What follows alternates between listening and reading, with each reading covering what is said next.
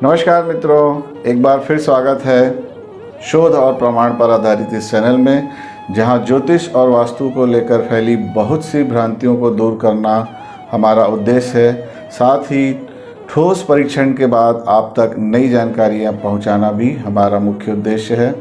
आज का विषय भी कुछ ऐसा ही महत्वपूर्ण है, इसे हम एक्सक्लूसिव कह सकते हैं। दरअसल ये सभी जानते हैं कि सूर्य के नज़दीक होने वाले ग्रह अस्त हो जाते हैं, कमज़ोर हो जाते हैं या दुष्प्रभावित हो जाते हैं। मोटे तौर पर 12 से 18 डिग्री की दूरी ही देखी जाती है सूर्य से, तभी ग्रह को अस्त माना जाता है। और सॉफ्टवेयर भी इसी आधार पर चलते हैं, जिस वजह से बहुत से ज्योतिषाचार्य भी चूक जाते हैं।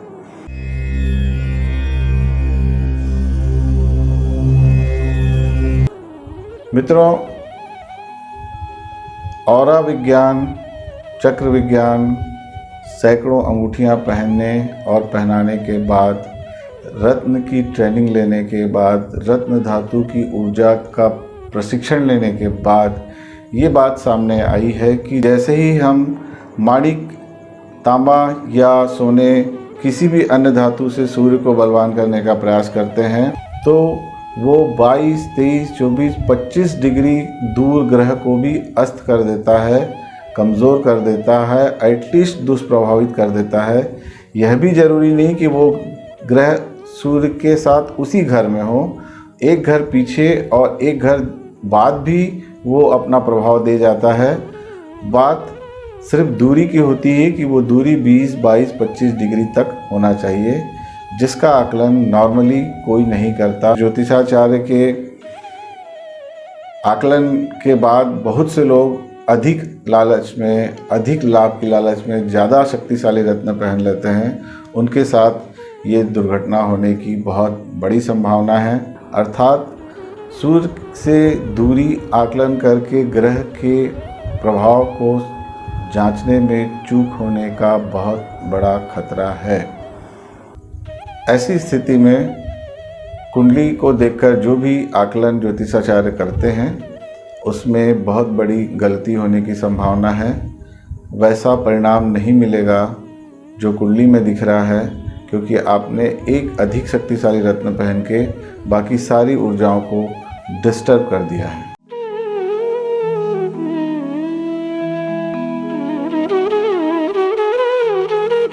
तो इसलिए इस बात को ध्यान रखें कि यदि आप माणिक पहनने जा रहे हैं तो ये निश्चित कर लें कि क्या उसी घर में 20-22 डिग्री तक कोई ग्रह है।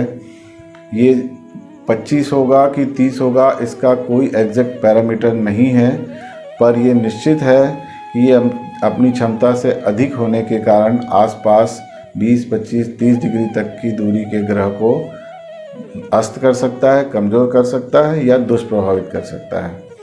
तो क्या करें मित्रों, हमारा यह शोध है कि रत्न की ऊर्जा नापने के लिए कैरेट सही पैरामीटर नहीं है।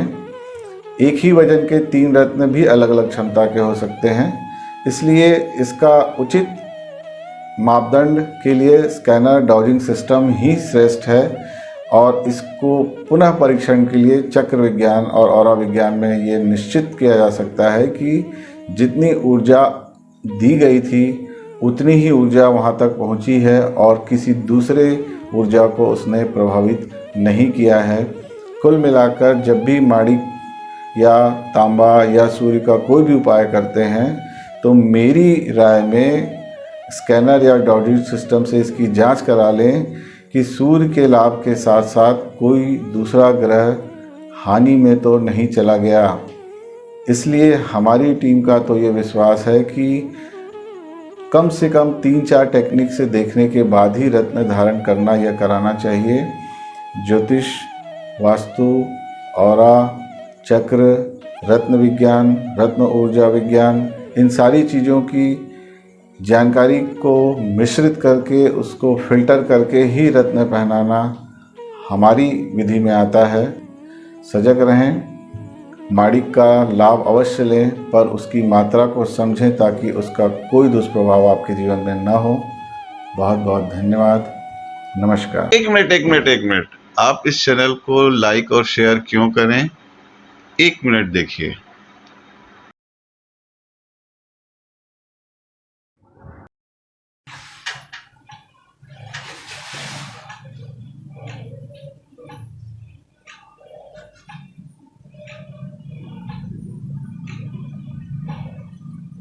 बहुत बढ़िया स्थिति है, सारे चक्र लगभग बराबर रूप से बैलेंस है।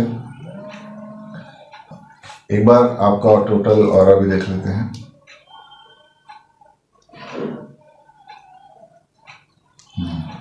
हाथ दिखाइए।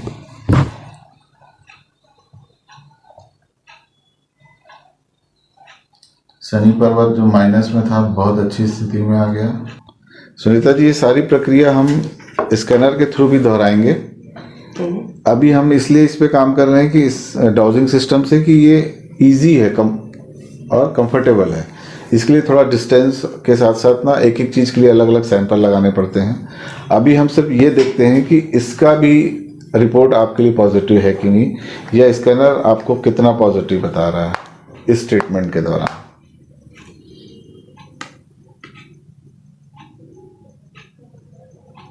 स्कैनर जिस स्पीड से खुला है वो ये बताता है कि हम सही दिशा में हैं और ऑरा आपका काफ़ी डेवलप हो गया है। और वो तभी होता है जब ग्रहों और चक्रों के बीच बैलेंस बन जाए। और आपने जो सवाल पूछा था उससे आप संतुष्ट हैं? यस। कि एक स्टोन भी इतना काम कर सकता हाँ। है? मेरा इस टोटल सिनेरियो में अगर अपन दें तो ओवरऑल ये बंदा 70% ओके, 80% ओके, 90% ओके, क्या बोलेंगे आप?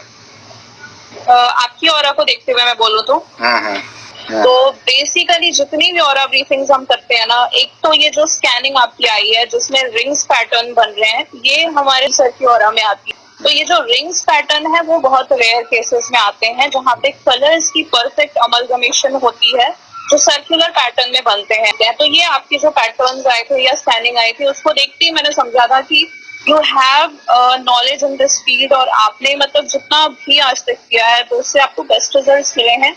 और अगर मैं रेटिंग करूं आपकी ऑरा की तो it would be 10 out of 9। Otherwise आपकी जो ऑरा है वो परफेक्टली फाइन है और ये रिंग्स पैटर्न का बनना अपने आप में बहुत बहुत बड़ी बात होती है।